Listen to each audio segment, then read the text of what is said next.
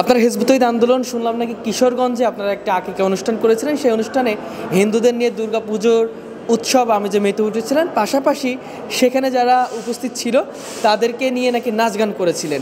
এই বিষয়টি কতটুকু সত্য? আউযুবিল্লাহি মিনাশ শাইতানির রাজিম, বিসমিল্লাহির রহমানির রহিম। আমি শুরুতেই আমাদের প্রিয় জন্মভূমি করগাবাসীর উদ্দেশ্যে আমার কিছু কথা। আপনারা ইতিমধ্যে জানেন যে আমি বাংলাদেশে একটা অরাজনৈতিক আন্দোলন, মানবতার কল্যাণে মানুষকে নিঃস্বার্থভাবে আল্লাহর দেওয়া জীবন ব্যবস্থা মেনে নেওয়ার জন্য হিজবুত তৌহিদ আন্দোলন থেকে সমগ্র মানব জাতিকে আমরা আহ্বান করছি। তারই পরিপ্রেক্ষিতে আমাদের বাড়িতে আমার একটা অনুষ্ঠান হয়েছিল। আমার ছোটো ভাই মালয়েশিয়া দাদাকে মালয়েশিয়া হিজবুত তৌহিদ আন্দোলনের সভাপতি, ওর ছেলে একটা আকিকা অনুষ্ঠান ছিল। যে আকিকা অনুষ্ঠান আসলে আমরা একটা ধর্মীয় অনুশাসনের পাশাপাশি আমাদের হিজবুত তৌহিদের মূল লক্ষ্য এবং উদ্দেশ্য তুলে ধরেছিলাম, যেখানে আমরা আলোচনা করেছিলাম আসলে মূলত আজকে সমাজে যে অন্যায়, অবিচার, অশান্তি যে বিরাজমান আছে, আসলে আমরা দেখতে পাচ্ছি মানুষ বারবারই প্রতারিত হচ্ছে রাজনৈতিকভাবে, বিভিন্নভাবে মানুষের তৈরি সংবিধান মেনে নিয়ে। তো আমার কথা হচ্ছে, আমাদের হিজবুত তৌহিদের মূল কথাটা হচ্ছিল যে এই সমাজ থেকে এই অন্যায়, এই অশান্তি, অবিচার দূর করতে হলে মানুষের তৈরি সংবিধান দিয়ে আসলে সম্ভব না।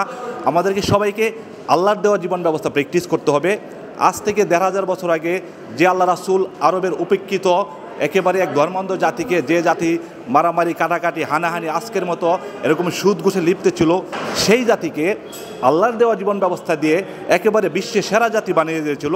আমরা বলছি আজকে এই জাতিকে আপনারা যদি সামনে মুসলমান জাতি মাথা তুলে দাঁড়াতে চান, অন্য জাতির হাতে মার খেতে না চান, তাহলে আপনাদেরকে অবশ্যই মানুষের তৈরি সমস্ত জীবন ব্যবস্থাকে বাদ দিতে হবে, আল্লাহর দেওয়া জীবন ব্যবস্থাকে প্র্যাকটিস করতে হবে। তো ইতিমধ্যে একটা অপপ্রচার হয়েছে আমাদের এলাকাতে যে আমরা নাকি দুর্গাপূজার আয়োজন করেছি, আমরা নাকি ওইখানে নাচ গানের আয়োজন করেছি। তো আমি সম্মানিত আমাদের করগা এলাকাবাসীকে বলবো, আপনার এই ধর্মান্ধ এক ধরনের ধর্ম ব্যবসায়ী গোষ্ঠী, যারা ধর্মকে কুক্ষিগত করে নিজেদের আয় রোজগার করতে যায়, যারা সুদখোর, ইয়াবাখোর নারীকুরদের কাছ থেকে চাঁদা নিয়ে নিজেদের আয় রোজগার করতে যায়, তাদের কথায় আপনারা প্রভাবিত হবেন না।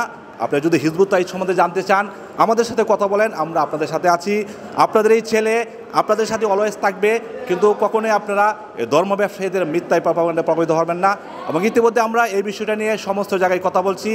কোনো রকম কোনো ধরনের কোনো অশান্তিপূর্ণ সংঘাত সৃষ্টি করলে এটা আসলে বরদাস্ত করা হবে না, কারণ আমি চাচ্ছি যে আপনাদের সাথে নিয়ে একটা শান্তিপূর্ণ সমাজ নির্মাণ করার জন্য।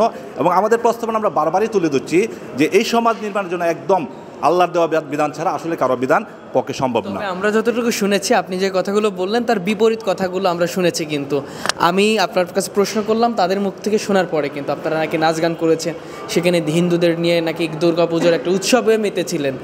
এটা আসলে সত্য কিনা আমরা আসলে বুঝবো কীভাবে? আপনি এগুলো করেন নাই, বা এগুলো তারা যেহেতু একটা অভিযোগ দিয়েছে, আপনাদের কাছে কোনো প্রমাণ আছে কিনা, এগুলো আমাদেরকে একটু বলবেন। আসলে জানেন যে আসলে গ্রাম বাংলার মানুষ ধর্মপ্রাণ মুসলমান, তারা মসজিদে যায়, আল্লাহ রাসূলের কথা শুনতে যায়, কুরআন হাদিসের কথা শুনতে যায়। যখন ওইখান থেকে শুনে আসে যে আসলে আমরা নাকি গান বাজনা করেছি, তখন তারা আসলে যাচাই না করে বলে।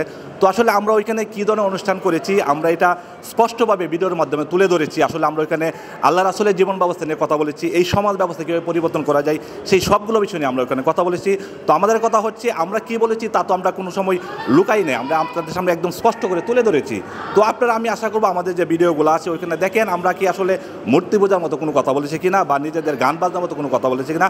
আমি আমাদের করগাঁর ধর্মপ্রাণ মুসলমানদেরকে বলবো, আপনারা এই অন্ধ প্রোপাগান্ডায় হুজুগ, এই আধুনিক যুগে, তথ্য প্রযুক্তির যুগে এই অন্ধত্ব লালন করবেন না। এই অন্ধত্ব আজকে মুসলমান জাতিকে একদম নিঃস্ব করে দিয়েছে। আমার কথা হচ্ছে, আপনারা আমাদের সাথে বসেন, কথা বলেন, আমরা আপনাদের সাথে আমাদের সমস্ত হিজবুত তৌহিদের সমস্ত কিছু তুলে ধরতে চাই।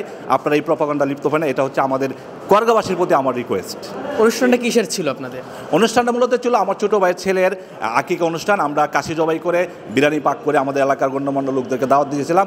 আর পাশাপাশি মূলত হচ্ছে যে এই কীভাবে সমাজকে পরিবর্তন করতে হবে, মানুষের তৈরি বিধান বাদ দিয়ে সস্তা যে আল্লাহ যে বিধান পাঠিয়েছে, যে কোরআন পাঠিয়েছে, সেই কোরআনকে প্র্যাকটিস করে কীভাবে সমাজ থেকে অন্যায় দূর করে এক ন্যায় বিচার, শান্তিপূর্ণ সমাজ তৈরি করা যায়, মূলত সেটার উপরে আমাদের আলোচনা ছিল। এটা হচ্ছে মূল আলোচনা।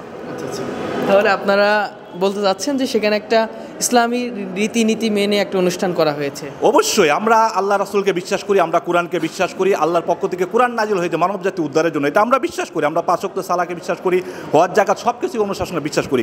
কেন আমরা দুর্গাপূজা করবো? এটা আসলে একটা বিরাট মিথ্যা প্রোপাগান্ডা হয়েছে। আমরা আল্লাহ ধর্মীয় অনুশাসন মেনে চলি এবং আল্লাহর প্রকৃত ইসলামকে প্র্যাকটিস করতে চাই, এটাই আসলে আমাদের মূল কথা।